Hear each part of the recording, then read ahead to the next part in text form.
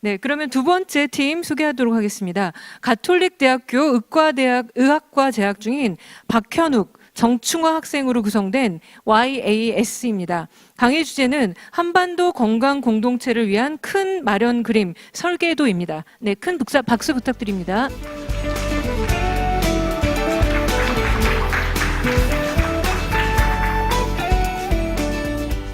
안녕하세요. 팀 야스의 박현욱, 정충화라고 합니다. 네, 바로 어제가 한국의 대북 특사단이 평양으로 향했던 역사적인 하루였습니다. 이처럼 날이 갈수록 새로워지고 있는 남북 관계에서 그저 기다리기만 하는 태도는 올바른 평화를 이끌 수가 없습니다.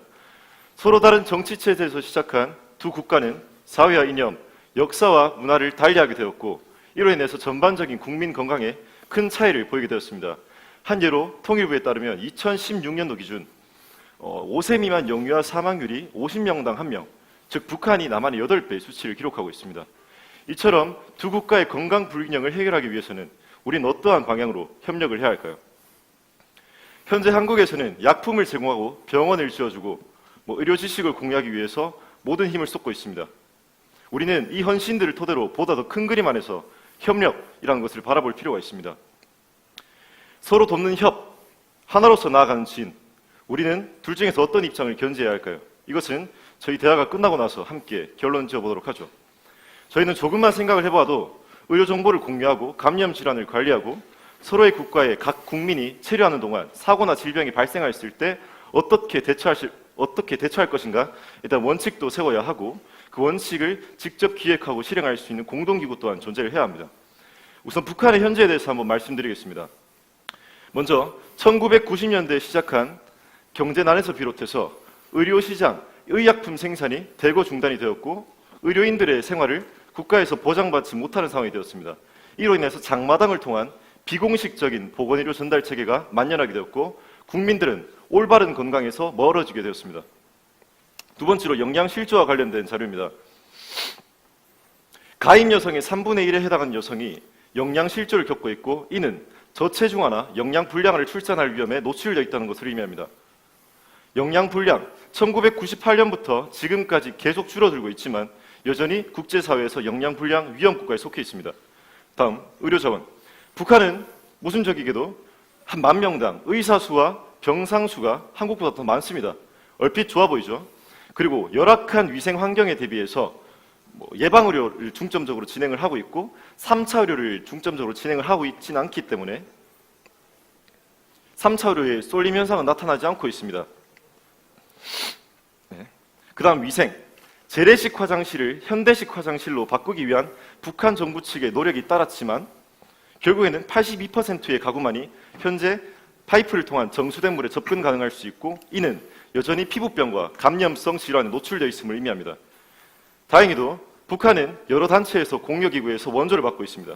다음과 같이 WHO, 유니세프, IFRC 등의 단체에서 여성과 아동의 건강, 가족계획과 생식보건, 인구 및 개발 사업 등의 사업을 진행을 하고 있습니다. 이는 질환 중심에서 북한 국민들의 건강과 보건을 위하여 지원 사업을 옮겨오고 있음을 의미를 합니다. 결국 일방적인 지원의 형태를 깨야만 하지만 현실적으로 힘든 게 현 시점입니다.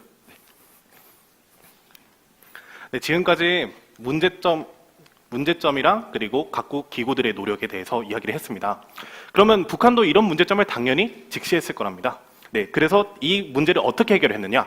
김정은 시대에서는 북한 보건의료가 다음과 같은 4가지 대책이 나타나고 있는데요. 이 4가지 대책의 결과는 과연 어땠을까요?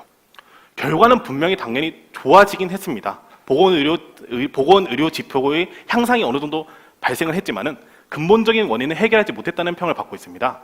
대표적인 사례가 영양 부족 인구가 2000년대 초랑 2000년대 그리고 중반이랑 2010년대랑 별반 다를 게 없다는 보고가 나왔고요. 심지어 유명무실한 대책이라는 평가도 받기도 합니다. 결국 이런 북한 당국의 노력이라든지 그리고 국제 각국의 기구의 노력에도 불구하고 어느 정도 근본적인 원인을 해결할 수 없었다는 것이 아쉬운 점입니다. 자, 그러면 어떻게 해결을 해야 될까요? 저는 이 다음과 같은 4가지 특징이 있는 아이디어를 한번 이야기를 해보려고 합니다. 남북이 함께 협력을 하는 첫 번째. 그리고 두 번째는 지속 가능한 개발 방식. 세 번째는 단순 지원보다는 향후 자체적인 발전할 수 있도록. 네 번째는 통일 이후에 발생할 수 있는 의료 격차를 미리 해소하는 방향으로 하는 겁니다. 제가 만약에 이런 아이디어가 있는 상태에서 사업을 한다면 영양과 관련된 사업을 먼저 제안하고 싶습니다. 이전에 이야기를 드렸다시피 북한의 영양 공급 부족 인구는 상당히 많습니다. 뿐만 아니라 영유아의 영양 공급도 상당히 저조한 편입니다. 그러면 영유아의 영양 공급을 위해서 북한과 남한이 같이 아이디어를 공유를 하는 겁니다. 우리가 그냥 영유아 영양식품 우리도 많은데 그냥 제공하면 되지 않느냐? 아닙니다. 북한의 영유아에 대해서 가장 잘하고 있는 북한의 아이디어와 우리나라의 아이디어 같이 종합을 해보는 거죠. 그리고 우리나라에서 인프라를 구축해주고 북한의 인력을 통해서 영양 사업을 진행을 하는 겁니다. 자, 그러면 이 사업의 특징 네 가지가 다 반영돼 있어요. 남북이 같이 협력을 했다는 점, 그리고 북한이 지속 가능한 개발을 할 수 있다는 점, 세 번째로는 단순 지원이 아니라 주체적으로 발전을 할 수 있다는 점, 네 번째로는 의료 격차가 줄어들 수 있어요. 영양 공급 부족 인구가 줄어들 거고 만성 영양장애라든지 급성 영양장애 인구 비율이 줄어들 겁니다.